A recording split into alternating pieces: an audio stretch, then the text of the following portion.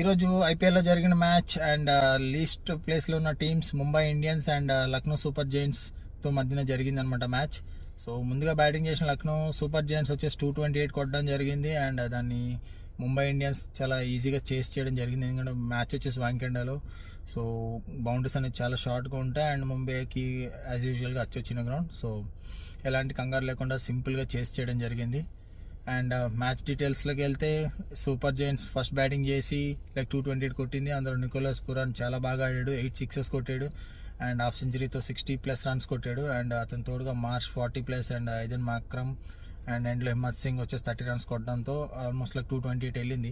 ఒక స్టేజ్లో చూసుకుంటే ఆల్మోస్ట్ 250+ కొడతారు అనుకున్నాం, ఎందుకంటే 12 ఓవర్స్లో 165 రన్స్ ఉండే అప్పటికి. బట్ ఎండ్లో ముంబై బౌలింగ్ చాలా టైట్ వేయడం వల్ల బౌండరీస్ ఏం రాలేదు. సో దాంతో just Himmat Singh and Aiden Markram అంత ఫాస్ట్గా ఆడలేకపోయారు.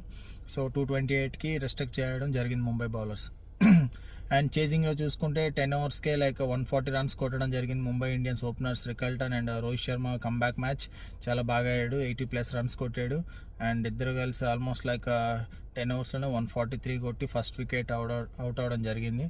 సో ఆబ్వియస్గా మ్యాచ్ 10 ఓవర్స్లో 140 అంటే ఈజీ అయిపోయింది నెక్స్ట్ వచ్చే బ్యాట్స్మెన్స్కి. యాజ్ యూజువల్గా తిలక్ వర్మ అండ్ సూర్యకుమార్ యాదవ్ ఈ మ్యాచ్లో కూడా ఫెయిల్ అయ్యారు. సో చెప్పుకుంటూ పోతే సూర్యకుమార్ ఈరోజు కెప్టెన్. నెక్స్ట్ వచ్చిన players Naman Dhir and Will Jacks మ్యాచ్ని ఫినిష్ చేయడం జరిగింది.